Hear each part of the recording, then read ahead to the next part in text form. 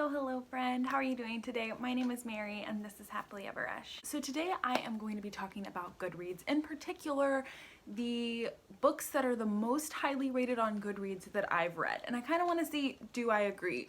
Do I agree that the books deserve such a high rating? I think Goodreads ratings are so very interesting. A lot of times I agree and a lot of times I don't. So we'll kind of see on all the books that I've read where I fall. Do I think Goodreads reviewers and raters got it right? Do I think they got it wrong? So let's just hop on into this. I did want to give a little shout out to April over at Getting Hookah With It, who inspired this video. I've seen a lot of videos that kind of do like TBR videos about the top rated books on your shelves, but I think April's is one of the first that I've seen that kind of did something similar to this. So I did want to give her a little shout out. She's amazing. I'm sure you know who she is, but if not, go check her video out. It will be linked down below. I would love to do a top rated TBR video, but that will also require me to actually scan all of my unread books into Goodreads, which I should do. I should do. But that sounds daunting. This was easier because the books that I've read are already logged in Goodreads. So I'm going to start with the lowest, highest ratings, which is still ridiculous, and move our way up to the very tippity top. So we'll see. We'll see if I disagree, or if I agree, or how this goes. All right. So the first one is To Obama with Love, Joy, Anger, and Hope. It has an average of a 4.9 stars. I gave it a 4.5 star, but I rounded it up to a 5 star on Goodreads. Goodreads, give us half stars. I don't know. We need to like start a petition. My goodness, would that be nice? So I clearly agree with this. So this is a nonfiction read, and it's looking at President Obama's practice of reading a certain set of letters pretty much every day from constituents in the greater United States. So this book is an excerpt of those letters, and it's also talking to the workers and some of the people who wrote the letters, and then also President Obama's response to a lot of these letters. If you're a fan of politics, if you're interested in how things kind of work, administrations work in the White House, if you're a fan of President Barack Obama, and maybe even if you're not, I think that this is a great book to read. It kind of just looks at his compassion and his love for his job and the citizens of the United States. Not all of these letters are glowing. Some of these letters are very pointed or angry about different things, angry about the situation. I also thought it was a really interesting kind of snapshot of all of the different kind of moments that went on through his administration. Like during the financial crisis, there was a lot that had to do with that financial crisis, and you kind of could see that reflected through the letters. Same with when the healthcare bill was passed. All of those different things you're kind of seeing reflected in the letters. So I really enjoyed this, and I think if that sounds interesting to you, you would enjoy it too, and the Goodreads readers also agree with me. Alright, so the next one is Sweep, the Story of a Girl and Her Monsters. This has a 4.48 rating on Goodreads. I gave it 4.5 stars and absolutely would agree. This is a very sweet historical middle grade novel, kind of looking at chimney sweeps, but also with some Jewish folklore in there. This isn't my favorite middle grade that I've read recently, but it's very high up there. I enjoyed the kind of magical aspect to it, but also the look at the social issues. I definitely want to own a copy for my shelf. This one is much beloved, and I think it deserves that high of a rating. Next we have Evicted, Poverty and Profit in the American City, and this has again a 4.47 average rating on Goodreads, so very high up there, and I gave this book 5 stars. Again, it's a non-fiction read all about the housing system in America, in particular the renting system, and this is looking at one city in Milwaukee in Wisconsin. I absolutely agree. I thought that this book was so well researched, so well done. I felt like the author portrayed all sides of kind of the argument in a really interesting way. I loved his kind of thoughts on policy proposals and how we could move forward to fix the broken system. Overall, a phenomenal read. Absolutely think it deserves all the stars. All right, another middle grade. We have The War That Saved My Life. If you've been watching any of my recent videos, you will know I loved this. And again, this has a 4.51 average star rating on Goodreads, and I absolutely think it deserves all of those stars. I gave the book 5 stars. This is a World War II historical fiction middle grade novel, and we're following Ada, who has a club foot, and her mother is terribly abusive to her. And it's kind of all about her growth and learning to love herself, learning to trust people. It's about trauma, and it's about the war, and it's phenomenal. I absolutely adored that, and yes, absolutely deserves all the stars. I agree with you, Goodreads rating. Next on our list is The Hate You Give. This has a 4.51 average star rating on Goodreads, and I gave it 5 stars, 4.5 stars, but again, can't give half stars. So yes, I agree with this. This is a very huge YA book.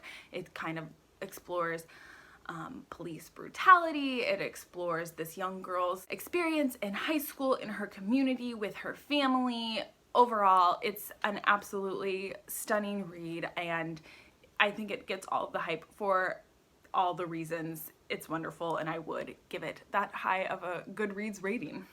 Next we have the Harry Potter. In particular, this is the 5th Harry Potter book, but also a little further up is the 4th Harry Potter book. So we're just gonna lump them in together. The 5th one has a 4.5 average star rating, and the 4th book has a 4.56 average star rating. I gave both of them 5 stars. There's all the nostalgia tied to Harry Potter. It's very, very, very, very well beloved, and yes, I think it deserves probably all the stars and more.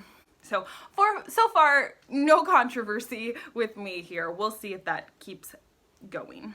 All right, next we have The Color of Compromise, The Truth About the American Church's Complicity with Racism. This is another nonfiction read, and it kind of explains what it is in the title. This is kind of a micro history of really just looking at how the church has enabled racism. I definitely thought that this book was a really good and powerful read. It's very specific to interest, so I think you'd need to be interested in the topic to enjoy the book, but if it sounds interesting to you and you are someone who is a Christian or is interested in church history and kind of how we can grow and do better in the future, I think that this would be a good read for you. I gave it 5 stars, and let's see, did I say it has a, oh, I cut it off, but I'm assuming about a 4 point something average rating on Goodreads.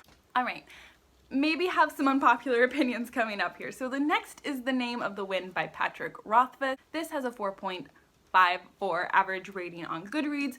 I at the time gave it 4 stars, but looking back, I would probably give it like 3.5 stars. I don't plan to continue on with the series, though I do have the second book sitting right here. I haven't picked it up in the 3 years since I first read it, and I would have to probably reread the first book to then continue on, and I just don't think I'm that committed. So mostly I just have like middling feelings about it. I enjoyed the character study aspect of this. We're following Kavoth and his journey, and he's kind of telling the story about himself, which is an interesting concept.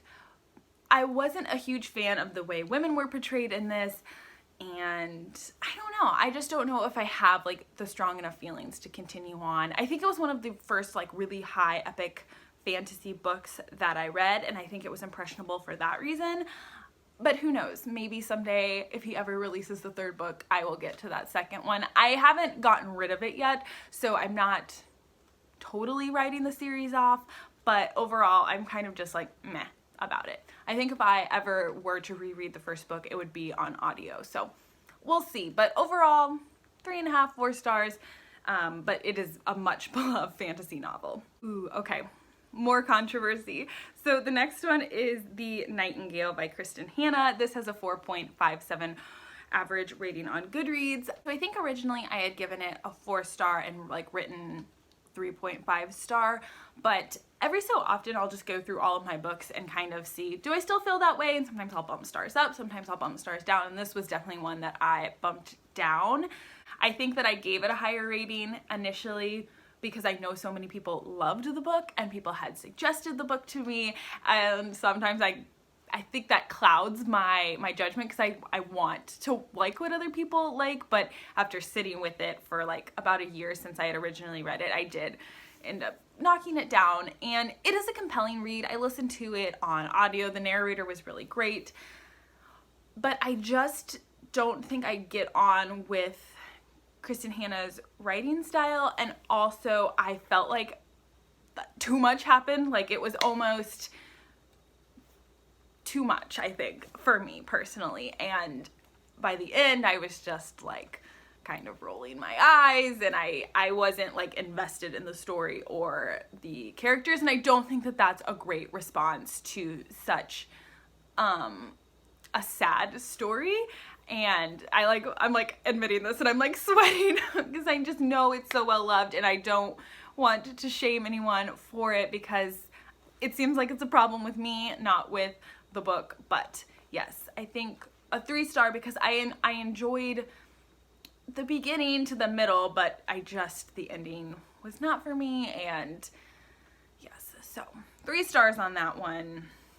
I do want to try The Great Alone. I own The Great Alone over there. I picked it up at a used bookstore or a thrift store for a couple dollars, and I want to give Kristen Hanna another chance, and that one is also really well loved. So we'll see if I agree or if I disagree.